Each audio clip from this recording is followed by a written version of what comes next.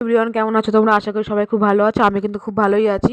আমার নতুন একটা মিনি ব্লগে তোমাদের সবাইকে স্বাগত। দেখো, সকাল সকাল ঘুম থেকে উঠেই আগে ভাত বসিয়ে দিয়েছি, আর লাউ দিয়ে ডাল করবো, সেই জন্য লাউ দিয়ে ডালটা সিদ্ধ বসিয়ে দিয়েছি। তারপর একটু গরম জল করে নিলাম, সেটাই খাচ্ছিলাম বসে বসে।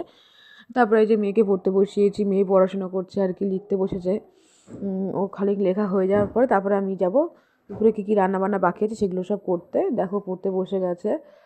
তারপরে উঠে বলছে খিদে পেয়েছে, তাই একটু ঘরে টক দই ছিল আর একটু মিষ্টি ছিল, সেটা ওকে দিলাম খাওয়ার জন্য। ও খাবে সেটা, তারপরে ভাত খাবে পরে দুপুরে।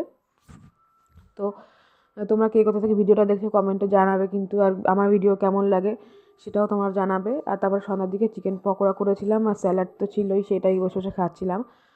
তারপরে এই যে আগের দিন তো চিকেন করেছিলাম, আর একটু চিকেন রেখে দিয়েছিলাম, সেটাই আর কি আজকে রাতে করবো জন্য। চিকেন করবো আর একটু রুটি করবো, গরম গরম রুটি, শীতের সময় কিন্তু খেতে ভালোই লাগে। তো আমি সেটাই করছিলাম আর কি দুপুরে। রাতে কিন্তু এটাই আমাদের মেনু, গরম গরম চিকেন কষা আর রুটি। তা ভিডিওটা কেমন লাগলো